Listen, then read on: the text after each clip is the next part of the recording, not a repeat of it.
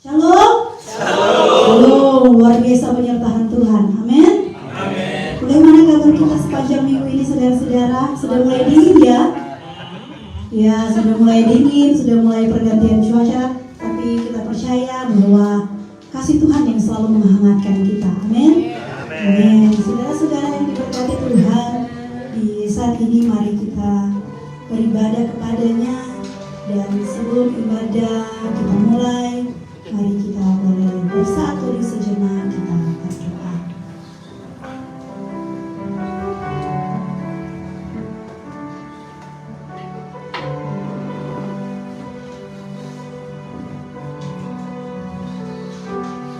Kasih setia-Mu Tuhan sungguh nyata di dalam kehidupan kami, selalu baru setiap hari. Tidak pernah sedetik pun Engkau meninggalkan kami. Engkau selalu menyertai perjalanan kehidupan kami.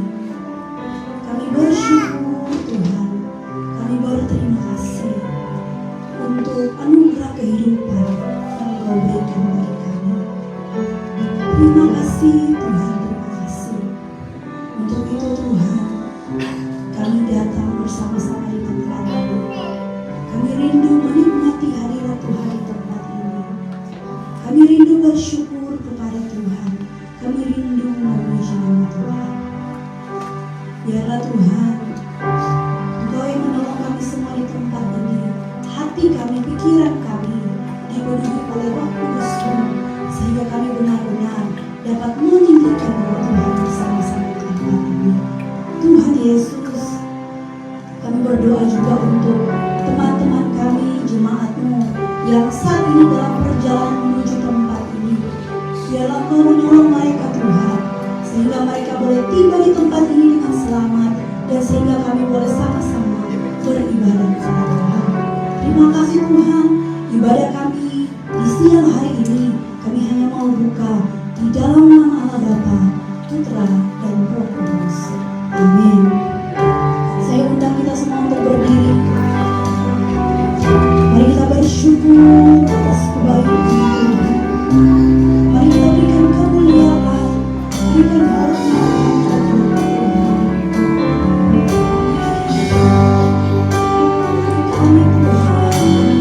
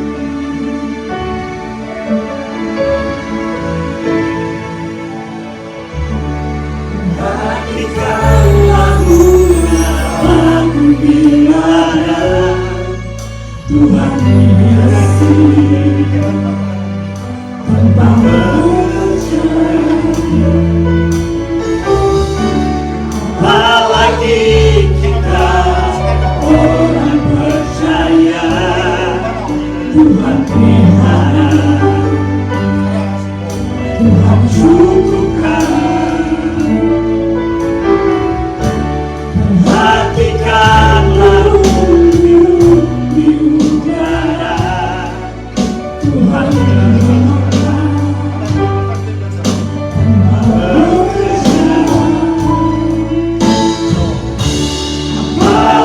kita kesayangannya, Tuhan pelihara, Tuhan saudara. Saat kau perlu Tuhan, saat kau minta Tuhan, saat percaya Tuhan bekerja, saat menangis Tuhan, saat berdoa Tuhan, saat bersyukur Tuhan berkati.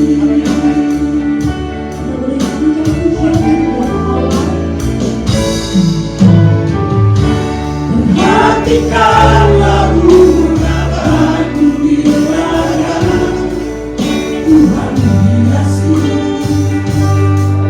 tanpa bekerja.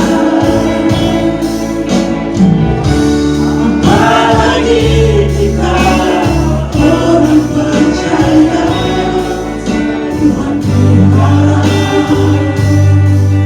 Tuhan cukupkan. Perhatikan burung-burung di udara, Tuhan memakan tanpa bekerja. Apalagi kita kesayangannya, Tuhan pelihara, Tuhan sediakan. Saat kau perlu Tuhan, saat kau minta Tuhan, saat percaya Tuhan bekerja. Oh, saat menangis Tuhan, saat berdoa Tuhan, saat bersyukur Tuhan berkati.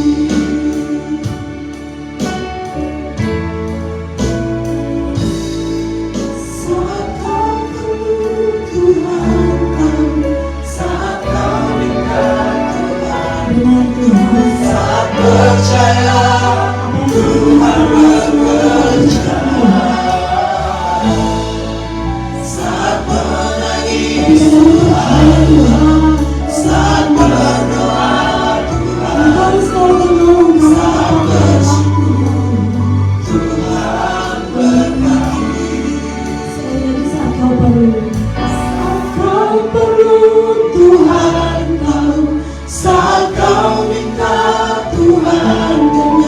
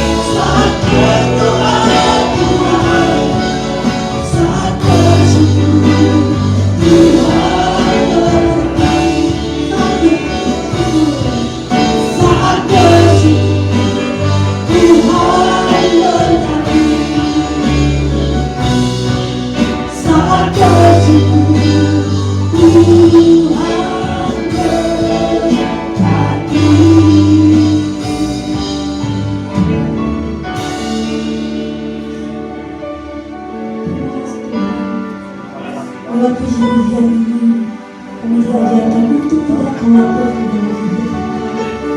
Kami diajarkan untuk percaya bahwa ketika kami meminta, Tuhan pasti akan memberikan yang terbaik pada kami. Bukan menurut waktu kami, tetapi menurut waktu yang Tuhan sudah sediakan. Mengajarkan kami Tuhan untuk percaya bahwa rancangan Tuhan adalah benar-benar rancangan damai sejahtera di dalam kehidupan kami. Kami Tuhan yang datang kepadamu saat ini, kami penuh dengan pergumulan kami yang berbeda-beda. Tapi kami percaya Engkau Tuhan yang pasti akan menolong dan memberkati kami.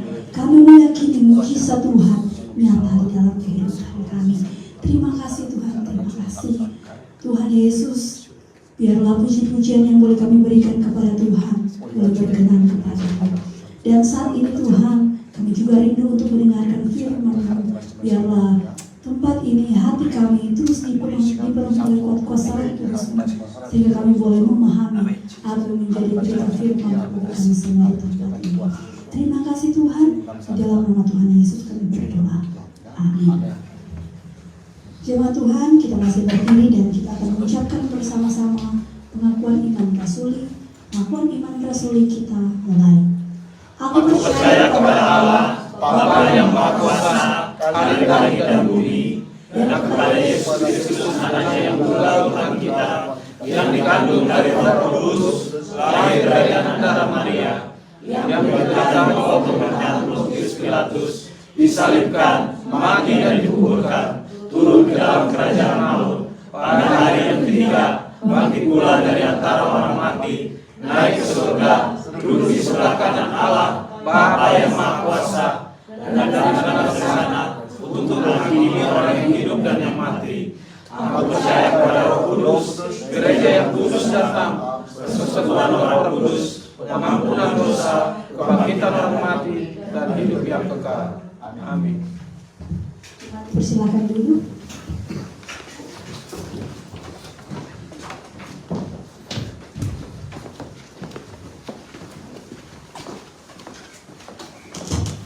Shalom. Shalom. Shalom. Shalom. Hari ini cuacanya sudah semakin dingin, harusnya semakin banyak bergerak, semakin semangat, semakin hangat, ya kan? Baik, Bapak Ibu saudara-saudari yang terkasih di dalam Tuhan, kita tadi sudah didoakan ya untuk pemberitaan firman Tuhan. Jadi sekarang mari kita membuka Alkitab kita. Kita membaca dari kitab Keluaran pasal 24 ayat 1 sampai ayat yang ke-11.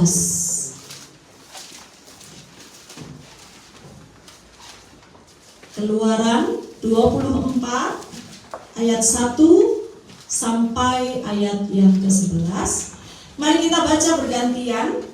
Kaum ibu-ibu, ladies first, membaca ayat yang ganjil.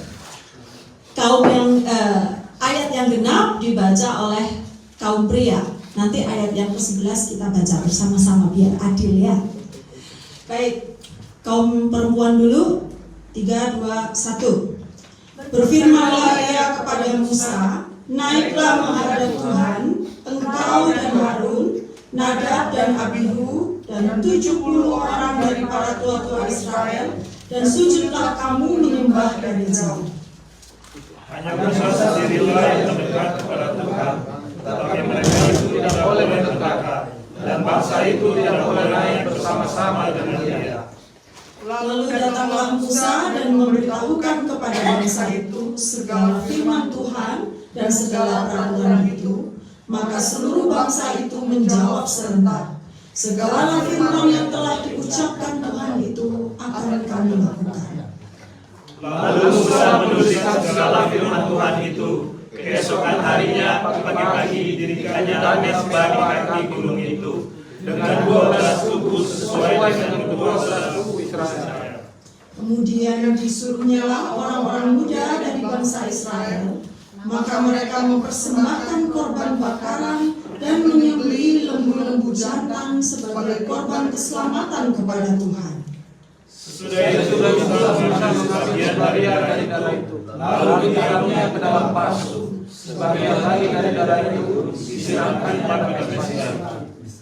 Diambilnyalah kitab perjanjian itu, lalu dibacakannya dengan didengar oleh bangsa itu, dan mereka berkata, segala firman Tuhan akan kami lakukan dan akan kami dengarkan. Kemudian Musa mengambil darah itu dan menyiramkannya pada bangsa itu serta berkata, inilah darah perjanjian yang diadakan Tuhan dengan kamu berdasarkan segala firman ini. Dan naiklah Musa dengan Harun, Nadab dan Abihu, dan 70 orang dari para tua-tua Israel. Lalu mereka melihat Allah Israel, kakinya berjejak pada sesuatu yang warnanya seperti laba yang berbagi hilang dan yang terangnya seperti hilang yang cerah. Bersama, tetapi kepada pemuka-pemuka orang Israel itu tidaklah diulurkannya tangannya. Mereka memandang Allah, lalu makan dan minum. Ya, puji nama Tuhan. Bapak Ibu Saudara yang terkasih di dalam Tuhan, senang sekali bisa beribadah bersama dengan teman-teman IC Ansan di tempat ini. Terima kasih Pak Pendeta Jorda sudah mengundang saya. Baik teman-teman, ada 3 angka, kita main tebak-tebakan ya. Ada 3 angka yang penting dalam kehidupan manusia. Ini bukan angka togel ya, bukan angka sembarang angka ini ya. Ada 3 angka yang penting dalam kehidupan manusia, tapi kalau dia dibunyikan di keyboard itu juga bisa gitu. Kira-kira angka berapa? 3 angka. Ada yang tahu? Ada yang tahu? Ya? Ya? Pasti dia bisa dibunyikan di keyboard. Jadi kan keyboard itu ada 7 ya. 7. Kira-kira 3 angka itu berapa angkanya? 5? Tetot. Oke, nanti kelamaan ya tebak-tebakannya. 2, 6, 7. Kalau dibunyikan bunyinya re, la, si. Re, la, si. Ya. 2, 6, 7. Betul ya? Re, la, si. Ya. Oke. Ya, jadi sepakat 3 angka ini penting, relasi penting ya. Kenapa penting? Karena manusia dia punya hakikat sebagai makhluk sosial. Karena dia makhluk sosial ya, oke, kita makhluk individu, tapi kita juga makhluk sosial. Dan sebagai makhluk sosial, kita pasti butuh yang namanya relasi. Se-introvertnya seseorang, sesuka-sukanya dia sendiri, dia tetap butuh orang lain. Minimal untuk hadir ke dunia ini. Kalau tidak ada mamanya, apakah dia bisa hadir ke dunia ini? Tidak bisa. Apakah begitu dia lahir ke dunia, dia langsung bisa memberi makan untuk dirinya sendiri? Tidak bisa. Dia butuh orang lain. Dia butuh berelasi dengan orang lain supaya dia bisa tetap hidup. Ya, makanya manusia harus juga membutuhkan orang lain untuk bisa tetap survive, bisa beregenerasi, bisa berkembang biak, begitu ya, bisa melahirkan keturunan-keturunan sehingga komunitas kita tidak akan punah. Nah, manusia perlu berelasi. Setuju? Setuju. Bagaimana dengan Tuhan? Kira-kira Tuhan itu perlu nggak berelasi? Kalau kita memperhatikan ya, kita menyebut Tuhan itu yang Maha Esa. Satu. Makanya monoteis. Satu. Ya. Apakah keesaan Tuhan membuat Tuhan bisa tidak berelasi? Bisa. Tetapi bacaan kita hari ini akan menunjukkan atau berbicara tentang ada hal yang istimewa dari Tuhan. Tuhan itu sebenarnya tanpa relasi dia bisa hidup. Tuhan tetap eksis tanpa relasi. Tetapi bacaan kita hari ini akan menunjukkan kepada kita bahwa ternyata Tuhan itu juga senang berelasi, gitu ya. Nah, Keluaran 24 ayat 1 sampai 11 ini banyak berbicara tentang perjanjian darah. Disebut perjanjian darah, kenapa disebut perjanjian darah? Karena darah itu adalah lambang kehidupan. Ya, darah itu lambang kehidupan. Dan ketika berbicara tentang darah sebagai lambang kehidupan, maka ini menunjukkan bahwa Tuhan ingin menyediakan keselamatan kepada umatnya. Keselamatan ini sebenarnya nggak ada untung ruginya buat Tuhan. Tuhan itu tadi saya bilang Maha Esa. Tanpa kita, tanpa manusia, Tuhan tetap ada. Tetapi karena cintanya, karena kasihnya, sehingga Tuhan tidak mau membiarkan manusia ini punah, manusia ini binasa. Sehingga perjanjian darah menuju kepada keselamatan. Dan ini bukan hanya tentang keselamatan satu orang, misalnya tentang Abraham saja atau Musa saja, begitu ya. Tetapi ini tentang satu bangsa. Dan ini dijamin oleh Tuhan. Nah, di dalam perjanjian darah itu kita bisa menemukan bahwa ternyata Tuhan itu ada inisiatif untuk membuka diri supaya dia bisa dikenal, gitu ya, supaya dia bisa dikenal oleh umatnya dan berelasi dengan umatnya. Kalau kita baca ayat yang pertama, berfirmanlah ia kepada Musa, naiklah menghadap Tuhan, engkau dan Harun, Nadab dan Abihu, dan 70 orang dari para tua-tua Israel, dan sujudlah kamu menyembah dari jauh. Tuhan memanggil Musa untuk menghadap. Itu artinya apa? Tuhan membuka diri. Di dalam dunia perjanjian lama, kita tahu bahwa Tuhan dan umatnya ini terpisah. Tuhan itu berdiam di gunungnya yang suci, yang tinggi. Ya, sementara umatnya ada di bawah. Kenapa bisa terpisah? Karena Tuhan ini Maha Kudus. Saking kudusnya, saking sucinya, sehingga orang yang berdosa tidak bisa menghampiri dia. Nah, tetapi ketika Tuhan mengatakan kepada Musa, naiklah, itu berarti ada inisiatif dari Tuhan untuk mengundang manusia yang berdosa untuk kemudian berhadapan dengan dia, berelasi dengan dia.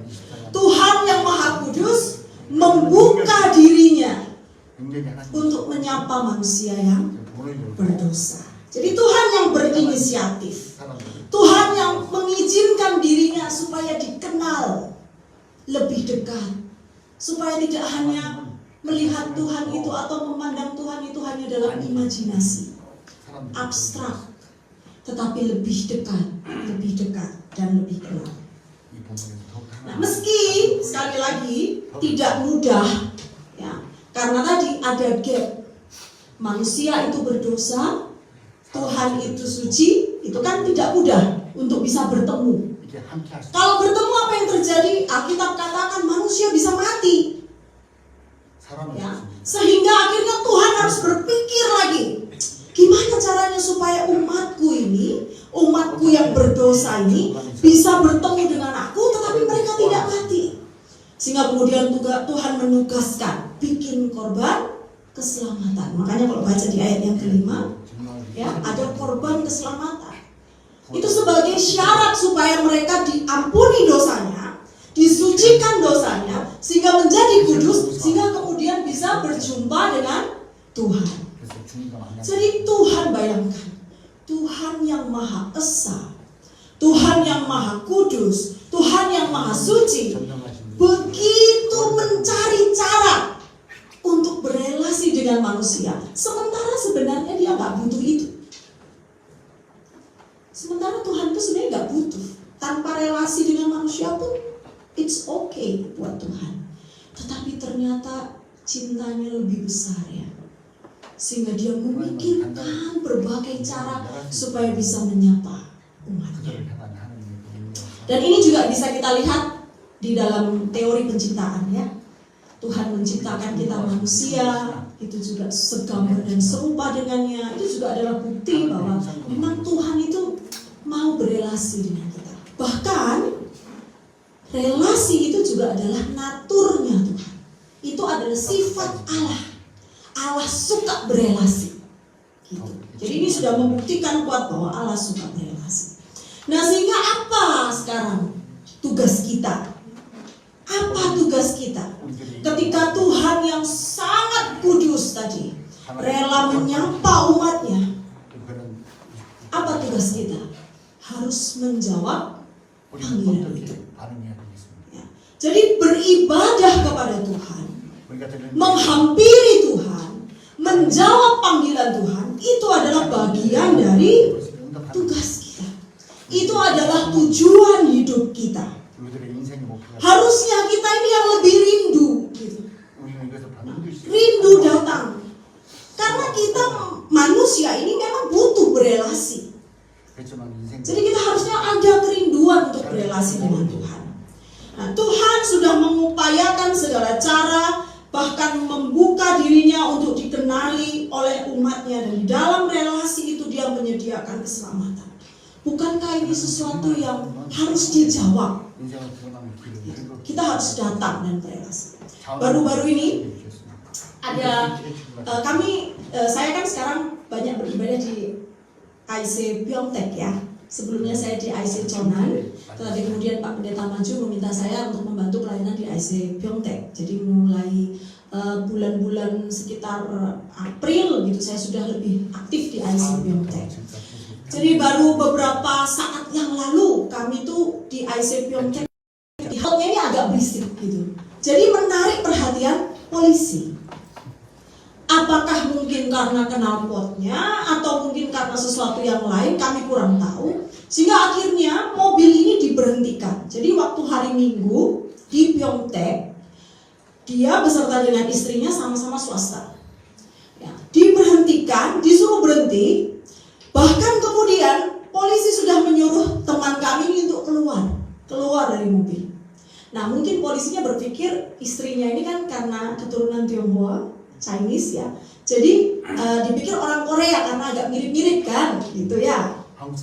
Jadi ditanya, istrimu bisa bawa pulang mobilnya enggak? Dia bilang oh enggak bisa. Terus kemudian ya sudah matikan mobilnya dimatikan. Terus kamu ikut saya.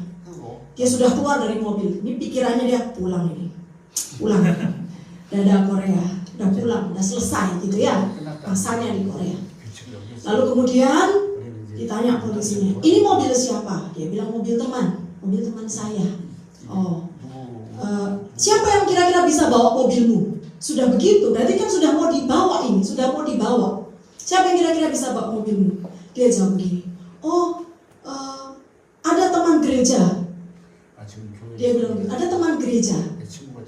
Nah, lalu kemudian teman gereja, iya. Kalau mau bicara sama moksanim saya. Polisinya langsung, moksanim, kamu mau ke mana? Saya mau ke gereja. Saya mau beribadah. Mau ke gereja, mau beribadah. Mari bicara sama moksanim. Enggak usah. Sudah ditelepon. Pak Pendeta Maju sudah ditelepon, sudah ringing. Dikasihkan ke polisinya, dimatikan sama polisinya. Udah nggak usah dah. Intinya kamu kalau nggak punya SIM Korea, nggak usah bawa mobil. Udah sana, jalan. Kembali dia dengan selamat.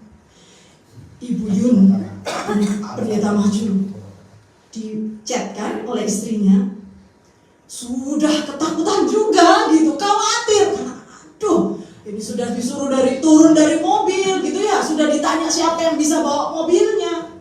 Tetapi sekali lagi beribadah. Dia katakan saya mau ke gereja. Sampai kita pikir-pikir, mungkin ini polisinya Kristen kali ya. Sehingga dia dibebaskan gitu. Padahal kalau ditanya suratmu mana? Sudah ditanya semuanya. Saya nggak bawa. Jadi sebenarnya kalau mau dibilang, ya sudah 99% dia itu akan pulang ke tanah air tercinta. Tetapi karena dia bilang saya mau pergi ke gereja, saya mau beribadah kepada Tuhan, Tuhan buat mujizat. Dan ini sebenarnya mujizat yang kedua yang kami terima. Sebelumnya ada teman lagi yang lain juga begitu.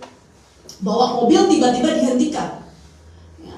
Ditanya cuman SIM saja, itu kan langka. Orang asing yang ditanya hanya SIM saja. Biasanya ID juga ditanya, tapi dia enggak. Dia hanya ditanya SIM saja. Jadi setelah polisinya pergi, cuma difoto-foto gitu, SIM-nya difoto-foto, dia merenung gitu di mobil. Dan itu dilakukan, terjadi juga di saat-saat hari Sabtu setelah ibadah. Teman-teman, wah, ternyata luar biasa sekali Tuhan itu bekerja ya.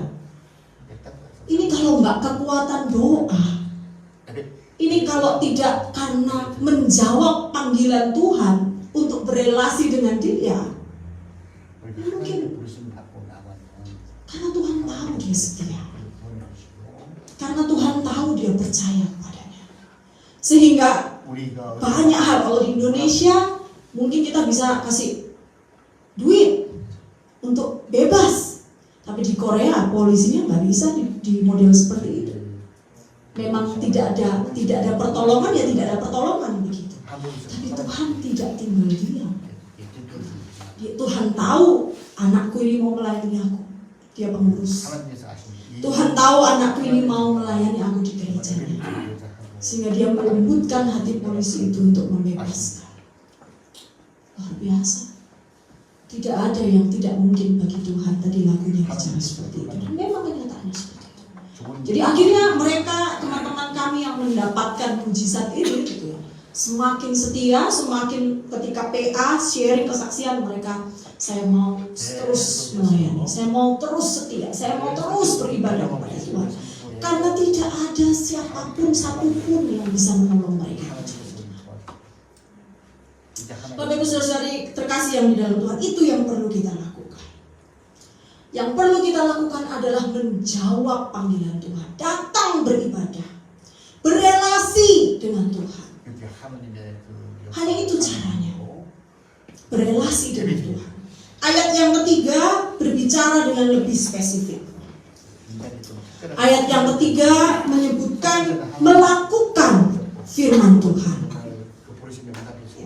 Ayat yang kelima kemudian juga menyebutkan memberikan persembahan. Dalam konteks PL di sini persembahan itu berupa korban bakaran dan korban keselamatan. Tetapi di dalam konteks kita Roma 12 ayat 1 menunjukkan persembahkanlah tubuh. Jadi kalau diminta pelayanan jangan menolak. Itu kesempatan emas bagi kita untuk mempersembahkan diri kepada Tuhan. Itu kesempatan kita untuk menjalin hubungan yang lebih akrab dan dekat dengan Tuhan. Kalau diminta pelayanan jangan pernah menolak. Jangan pernah. Hari ini saya di antara dua pilihan. Saya mau jalan-jalan karena IC Pyeongtaek lagi jalan-jalan, menikmati musim gugur yang indah itu, yang saya belum punya fotonya karena tahun lalu saya terlambat, sudah gugur baru saya pergi, dan lebih cepat ya, belum gugur sudah pergi, jadi terlambat. Hari ini di antara dua pilihan, tapi saya sudah katakan iya kepada Pak Pendeta Juanda, tidak boleh menunda. Ya, harus firman Tuhan harus diberitakan. Amin. Meskipun Pak Pendeta Juanda bisa mencari pengganti saya, tetapi saya yang akan merugi. Karena ini kesempatan bagi saya untuk melayani Tuhan. Ini kesempatan bagi saya untuk sharing firman, menguatkan Bapak Ibu. Anda tidak pernah sendiri. Tuhan mau mengundang Anda untuk berelasi dengannya. Itu hal yang pertama yang bisa kita pelajari. Hal yang kedua yang bisa kita pelajari adalah bahwa di dalam perjumpaan atau relasi yang dibangun antara yang Maha Kudus dan yang tidak kudus, sebenarnya ini membawa resiko bagi Tuhan. Tuhan itu menanggung resiko ketika Tuhan mau berelasi dengan manusia yang tidak kudus. Apa resikonya? Resikonya adalah Tuhan akan menjadi lebih sering terluka. Itu resikonya. Tuhan akan lebih sering sakit,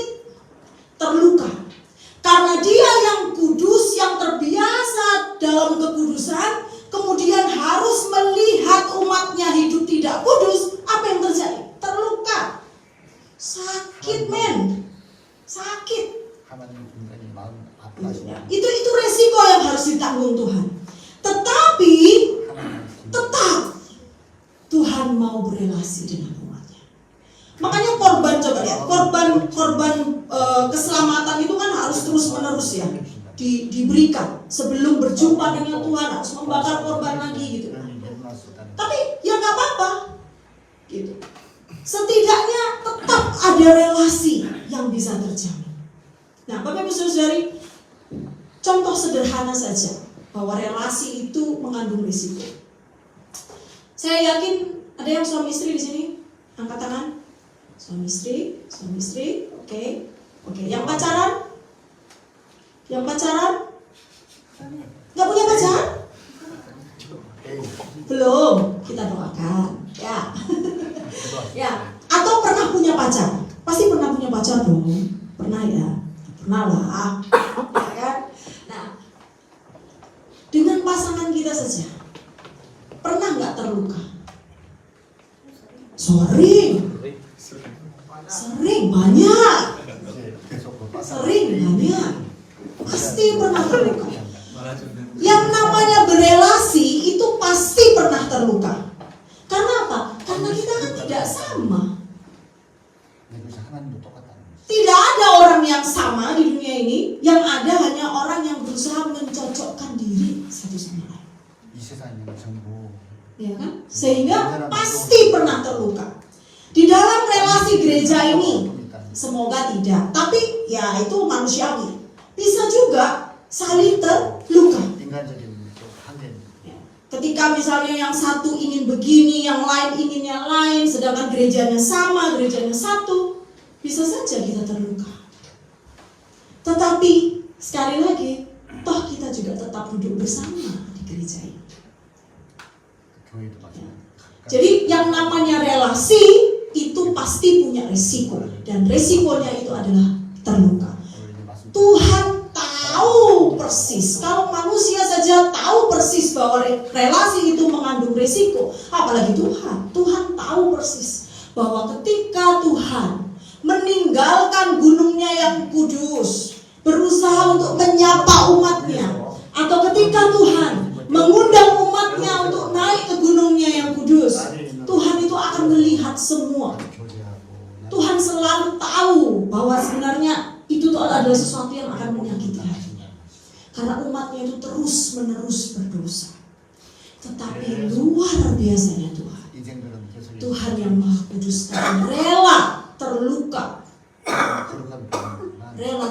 di dalam relasi itu, demi memberi kesempatan kepada kita, umatnya, untuk mengenal Dia.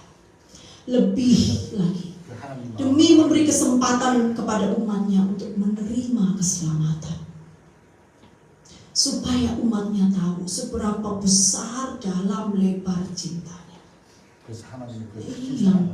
Yang bagi saya, betapa kurang ajarnya kita ketika kita tidak, Tuhan sudah berkorban sedemikian rupa, dan kita tidak mau menyambutnya, kita tidak mau beribadah kepadanya, kita tidak menjawab panggilannya, kita tidak mau menyapa Dia dalam saat-saat teduh kita, menyediakan waktu yang mungkin hanya 15-30 menit untuk berdoa, membaca firman, untuk melangkahkan kaki beberapa jam saja datang ke gereja beribadah. Karena Tuhan sudah sebegitu merendahkan dirinya. Jadi ketika Kristus, kita melihat Kristus mati di kayu salib, pengorbanan yang besar. Tetapi di dalam perjanjian lama juga kita melihat Allah juga sudah berkorban dengan sangat besar. Di dalam kekudusannya, rela terluka, asal tetap bisa berelasi dengan manusia. Bapak Ibu Saudara-saudari yang terkasih di dalam Tuhan, apakah sekarang kita akan tetap keras hati? Apakah kita sekarang akan menyepelekan panggilan ibadah kita untuk mempersembahkan tubuh kita, diri kita? Apakah kita akan mengabaikan itu? Apakah kita akan terus membiarkan Tuhan terluka juga? di dalam relasinya? Ya, sementara Tuhan itu sudah memberkati, Tuhan sudah melindungi, Tuhan sudah membuka dirinya bagi Anda, Tuhan sudah menyertai Anda. 우리도 마찬가지예요. 형제자매들 사랑. Apakah sekarang kita masih mau mengeraskan hati kita untuk nanti dulu deh Tuhan, orang lain bisa Tuhan, 모든 사람을 사랑할 수 있습니다. tahun depan deh Tuhan? Padahal Tuhan sudah sebegitu memberkati kita. Jadi jangan lagi kita mengeraskan hati. Apa yang Tuhan mau di dalam relasi itu adalah di ayat yang ke-7, diulangi lagi di ayat yang ke-8. Setia pada firman-Nya, beribadah kepadanya. Itu yang Tuhan mau. Baca ini. Sini ada hidup. Datang bersekutu, memuji menyembah Dia. 그 예배하고 찬양하고 Dan banyak kesaksian seperti yang saya contohkan menjelaskan 이런 예배를 드려서 ada mujizat ketika seseorang memang menyadari pentingnya panggilan beribadah itu. Jadi jangan kendor, teman-teman. Tetap datang, tetap setia. Ya karena hanya itu yang bisa kita lakukan untuk menjawab panggilan Tuhan.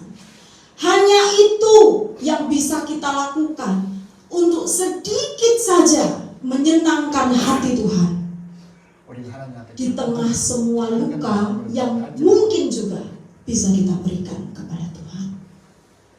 Jadi semakin Anda merasa berdosa, semakin Anda merasa tidak suci, harus semakin mendekat. Jangan dibalik mindsetnya. Wah Tuhan, aku berdosa, aku gak layak, aku pergi. Aku tidak akan menginjakkan kaki ke gereja. Jangan. Anda sudah melukai Tuhan. Anda meninggalkan Tuhan lagi. Bukannya sakitnya tambah double-double. Kalau Anda berdosa, semakin Anda merasa tidak layak, semakin datang kepada Tuhan memohon pengampunan. Jangan meninggalkan ibadah. Karena ketika Anda meninggalkan ibadah, Anda akan hilang. Padahal Tuhan selalu membuka dirinya. Padahal Tuhan selalu menyediakan pengampunan itu. Tuhan selalu memikirkan gimana caranya ya. Meskipun mereka berdosa, tapi aku supaya tetap bisa terus berelasi. Firman Tuhan hari ini menyapa kita untuk duduk dalam satu perjamuan dengan Tuhan. Sekalipun kita berdosa. Ayat 11 itu berbicara tentang hal itu. Sekalipun kita berdosa, sekalipun kita tidak layak, sekalipun kita tidak pantas, tapi Tuhan berinisiatif untuk memanggil kita terus mendekat kepadanya. Karena apa? Seperti yang juga dinyanyikan dalam lagu tadi, kita adalah kesayangannya. Amin. Mari kita bersatu di dalam doa. Sungguh indah firman-Mu yang menyapa kami hari ini ya Tuhan, yang mengingatkan betapa besar kasih-Mu bagi hidup kami. Tuhan yang maha kudus, Tuhan yang begitu mulia, tetapi sungguh mau berinisiatif untuk menyapa umat-Nya yang berdosa, mengusahakan segala cara supaya bisa tetap berelasi dengan umat-Nya. Sekalipun Tuhan kami tahu, tanpa kami Engkau tetap ada. Tetapi Engkau memang sungguh mengasihi kami. Engkau ingin menyapa kami. Engkau ingin agar kami mengenal-Mu lebih dekat. Karena itu izinkanlah kami ya Tuhan. Izinkanlah kami hari ini untuk menjawab panggilan Tuhan. Berkomitmen di dalam hati bahwa kami akan melayani Tuhan, mempersembahkan hidup kami untuk kemuliaan nama Tuhan. Kami akan mengerjakan pelayanan kami dengan sungguh-sungguh. Kami akan menghidupi firman Tuhan dengan sungguh-sungguh. Kami akan belajar menjadi anak Tuhan yang lebih baik dari hari ke hari. Kami yakin dan percaya Tuhan Engkau bekerja, dan Engkau akan senantiasa membuka tangan-Mu, tangan kasih-Mu, menyambut kami, memampukan kami, sehingga AIC Ansan di tempat ini akan menjadi semakin besar, semakin bertumbuh, semakin menjangkau jiwa-jiwa. sehingga 그만한 namamu 영혼을 yang 잡히 인도하는 dimuliakan. 아이사 산이 되게 주옵소서. Bapa di dalam surga, 하늘에서 하나님 아버지, kami berdoa untuk jemaatmu yang ada di tempat ini. Kami juga berdoa untuk gembala yang sudah Tuhan percayakan memimpin di tempat ini. Kami berdoa untuk Bapak Pendeta Juanda, bersama juga Bapak Pendeta Lee. Kiranya Tuhan memberkati, Tuhan menyertai, Tuhan memberikan hikmat, kasih, ketekunan, hati yang selalu mengasihi, sehingga Tuhan gereja jemaatmu di tempat ini benar-benar bisa merasakan kasih Tuhan melalui pelayanan mereka. Tuhan, kami tahu ini tidak mudah, tidak ada pelayanan yang mudah, tetapi Tuhan yang maha kuasa, Tuhan yang maha besar akan mampu mengerjakan banyak perkara. Pertama-tama terhadap gembala-gembala kami, tetapi juga terhadap jemaat-jemaatmu. Kami berdoa untuk jemaat Tuhan di tempat ini yang di dalam perkumpulan. Ada yang sakit Tuhan, kiranya Tuhan menyembuhkan, Tuhan memulihkan. Tuhan, tidak ada penyakit yang lebih besar dari kuasa. Tidak ada hal apapun di dunia ini yang lebih besar dari kuasa. Oleh sebab itu bekerjalah Tuhan, kiranya Engkau menyembuhkan, memulihkan, sehingga pemulihan itu benar-benar terjadi. Kesembuhan ilahi terjadi. Kami berdoa untuk jemaatmu yang mungkin saat ini juga bergumul Tuhan dengan pasangan hidupnya. Tuhan, kiranya Engkau memberikan kepada mereka, Tuhan, mempertemukan pada waktu yang indah dan tepat pasangan yang sepadan, yang bisa bersama-sama melayani Tuhan, bekerja untuk kemuliaan Tuhan. Kami juga berdoa Tuhan bagi jemaatmu yang mungkin masih kesulitan dalam mencari pekerjaan, atau jemaatmu Tuhan yang saat ini sedang bergumul di dalam pekerjaannya. Tuhan, kiranya memulihkan, memberkati mereka. Tuhan, di dalam kesengsaraan mereka, di dalam pergumulan mereka, kebingungan, kekhawatiran mereka, kami percaya Tuhan ada.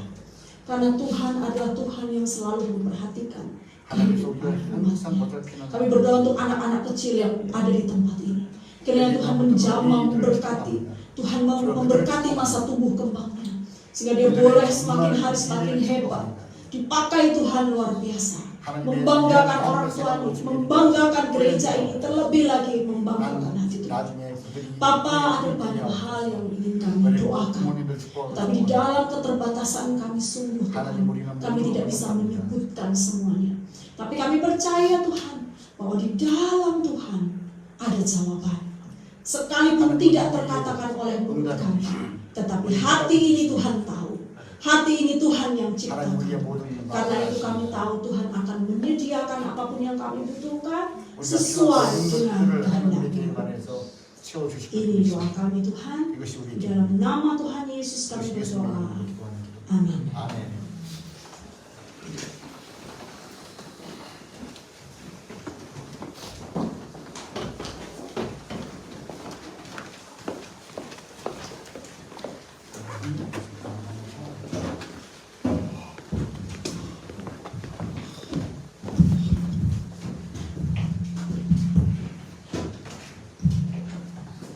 Yang merasa diberkati Tuhan, kita boleh angkat tangan.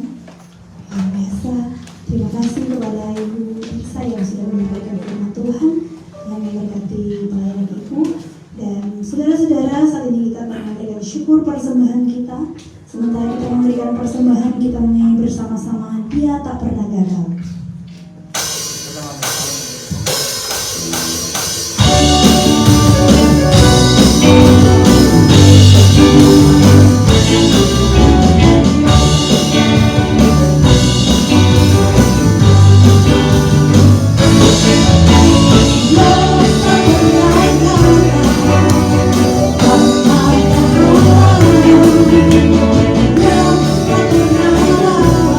Thank you.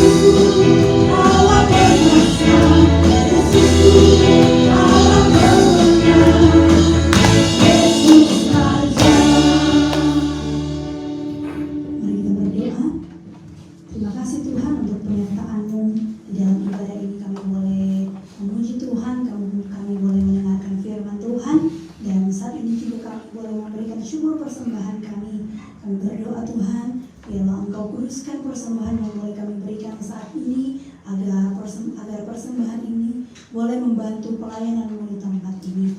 Kami berdoa untuk kami semua Tuhan, biarlah Engkau Tuhan yang senantiasa memberkati pekerjaan kami masing-masing. Terima kasih Tuhan, ini doa kami di dalam nama Tuhan Yesus kami berdoa. Amin.